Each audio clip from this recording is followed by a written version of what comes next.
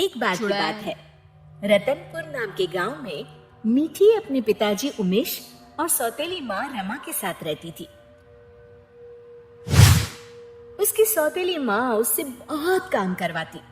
मीठी, कुएं से पानी लेकर आओ। हाँ माँ, अभी लाती हूँ। रास्ते में धूप से बचने के लिए वो एक लीची के पेड़ के नीचे खड़ी हो गई। तभी उसका ध्यान लीची के पेड़ की तरफ गया। लगता है इसको पानी की जरूरत है। मैं आज इसमें थोड़ा पानी जरूर डालूंगी।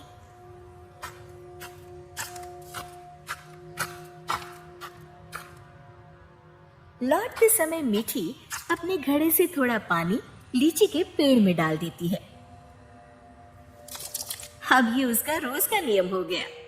जाते समय थोड़ी देर रुकती और आते समय थोड़ा पानी उसमें डाल देती। उसी पेड़ में एक चुड़ैल रहती थी।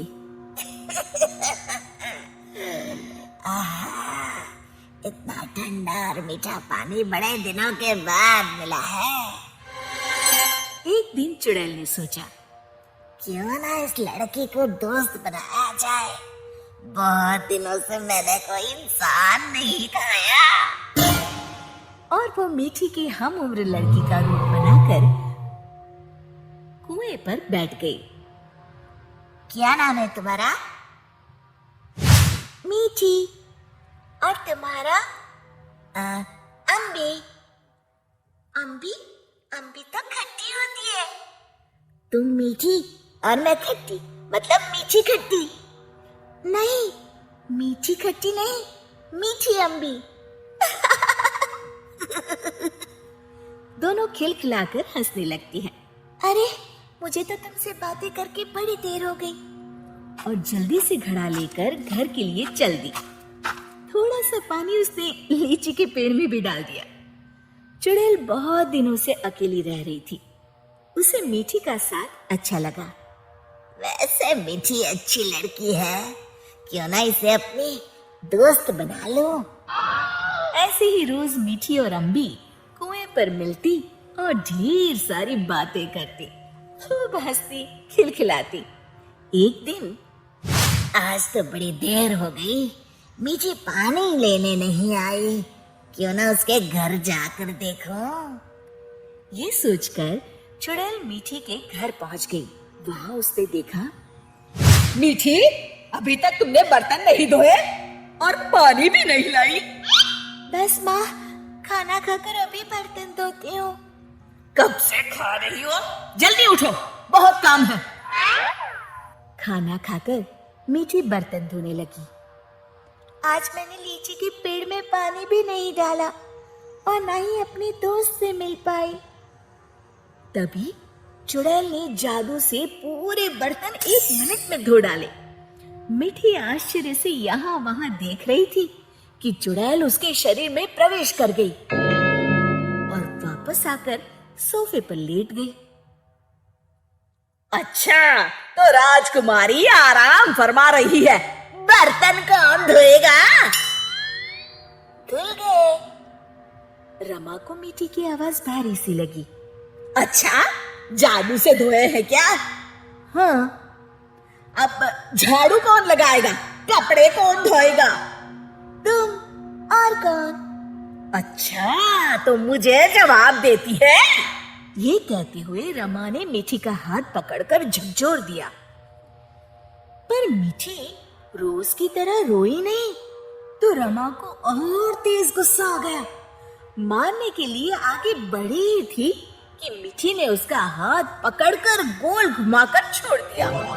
रमा तेजी से गोल गोल घूमने लगी। कुछ देर तक घूमने के बाद रमा ने एक बार फिर हाथ उठाने की कोशिश की। इस बार एक धक्के में रमा घर के चारों कोनों में टकराई और फिर एक कोने में जाकर गिर पड़ी। अब जाकर कपड़े धो। जाती हूँ। वो आराम से सोफे पर लेटकर टीवी देखने लगती है। थोड़ी देर बाद रमा कपड़े धोकर कमरे में आई। जाओ, जाकर झाड़ू पोछा करो। रमा कुछ बोलने ही वाली थी कि मीठी की लाल लाल आंखें देखकर डर गई। लगाती हूँ, अभी झाड़ू लगाती हूँ। इतने में मीठी के पिताजी आते हैं। उन्होंने पहले कभी रमा को काम करते हुए नहीं देखा था। रमा, तुम काम क्यों कर रही हो? मीठी कहाँ है? रमा जोर जोर से रोने लगी और उंगली से इशारा किया जहां मीठी आराम से लेटी हुई थी। मीठी, मैं क्या देख रहा हूं? मीठी के पिताजी उसका हाथ पकड़कर उसे उठाते हैं, पर मीठी को देखकर बुरी तरह डर जाते हैं और पीछे हट जाते हैं। ये देखकर मीठी के शरीर में घुसी चुड़ैल जोर जोर से हंसती है।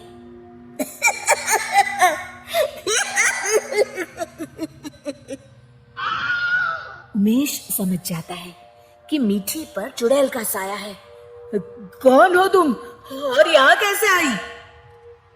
तभी चुड़ैल मीठी के शरीर से निकलकर लहराती हुई सामने खड़ी हो गई और गूंजती हुई आवाज में उसने कहा, मैं अम्बी हूँ। क्या कहा? अम्बी मतलब लीची वाली चुड़ैल? हाँ, और मीठी मेरी दोस्त है। तुम लोग उसे बहुत परेशान करते हो। मैं तुम सबको खा जाऊंगी। उमेश और रमा डर के मारे थर थर कांपने लगे। हमें माफ कर दो अम्बी, आज से हम ऐसा नहीं करेंगे। हाँ, हमें माफ कर दो, आज से हम ऐसा नहीं करेंगे। मैं कसम खाती हूँ, मीठी को अपनी सगी बेटी की तरह ही रखूंगी। नहीं, तुम सब झूठे हो। अम्बी को बहुत गुस्सा देखकर मीठी बोली, नहीं नहीं अम्बी, तुम मेरी अच्छी दोस्त हो ना। मेरे माँ पिताजी को कुछ मत करो। नहीं, इन्हें सबक मिलना जरूरी है। तुम्हें मेरी कसम। ठीक है, अभी छोड़ देती हूँ, लेकिन जब भी तुम्हें मेरी जरूरत हो मुझे बुलाना, मैं फौरन आ जाऊंगी। और फिर इस दिन के बाद से रमा ने कभी मीठी को तंग नहीं किया। शिक्षा, हमें किसी की भोलेपन या मजबूरी का नाजायज फायदा नहीं उठाना चाहिए।